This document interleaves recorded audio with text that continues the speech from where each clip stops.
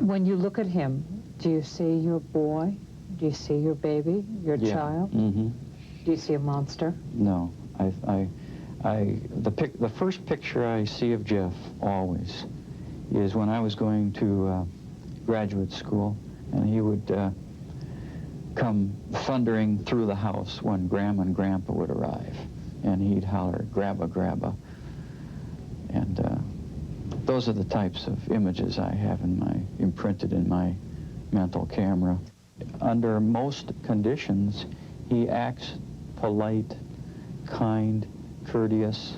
I mean, I'm imagining in my mind those occasions when he attacked the victims. That was a monster who was out of control. In their first television interview, Jeff's father and stepmother wanted to talk separately. They were afraid if they cried together, they would fall apart. Lionel and Sherry say that while they were shocked and horrified by the deeds that Jeff confessed to doing, they won't abandon him. He is still their son.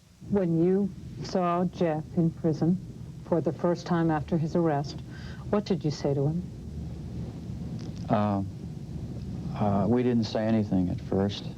We were shaking, crying for about 2 minutes. I told him that I did not believe he was that sick. However, I still loved him and that I supported him. He's my first son. And Lionel asked that he not commit suicide. I made him promise. Who was Jeff? I thought I knew him as a shy boy. Was there anything you saw in your child that made you think he could grow up to be this kind of man? No. I did not think in my wildest dreams that he was capable of doing that. It would be very easy for anyone to walk away from their son under these circumstances. I feel a very great responsibility. In retrospect, I wish that I had done more in terms of keeping track of what he's doing. You feel guilty? I feel guilty that I didn't do more. I feel a deep sense of shame. What's going through your mind right now? It's very sad.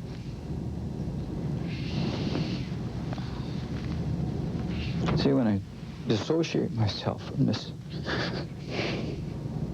I can do okay, but when I let myself go, I can't. So,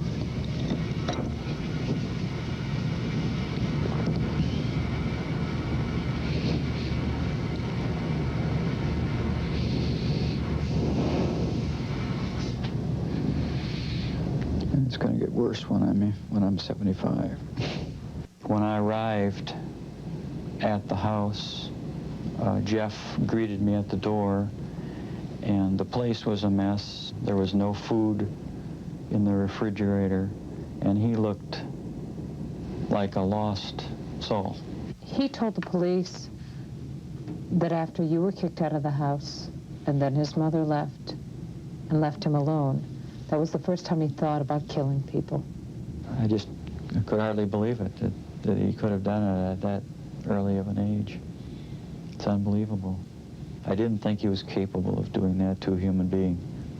Last Thanksgiving, he wanted to show us his apartment, and we went to the apartment. It was meticulously neat. Did everything look normal to you?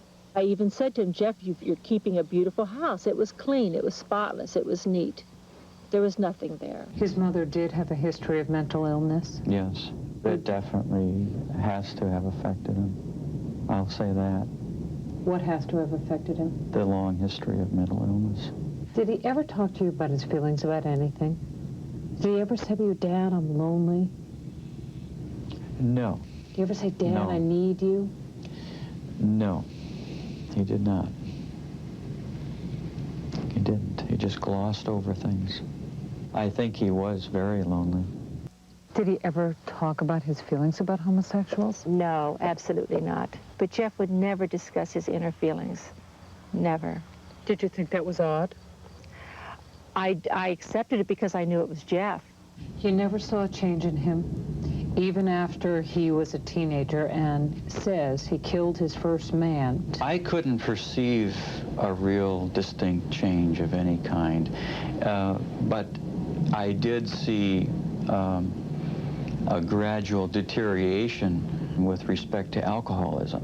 Each time you got him out of trouble, and each time you talked to him after he had been arrested, did he talk to you about what he had done? He was so embarrassed at each incident, he could just hardly say anything. Are you relieved that he confessed, or do you wish that he hadn't? Oh, I'm very relieved that he confessed, and I think, and I know that he is very relieved. How often do you think about it? I'll be thinking about something else completely, and all of a sudden something will pop in my head about what families of the victims have said, and then it just comes surging back, and about the seriousness, the horribleness of what my son has done. I think of all the grieved families, those I can hardly look at the newscasts of the mothers and the fathers and families of those victims, and I pray for them. That's all I can do right now. Do you forgive your son? That's a tough question. It's only up to God to forgive. I really cannot say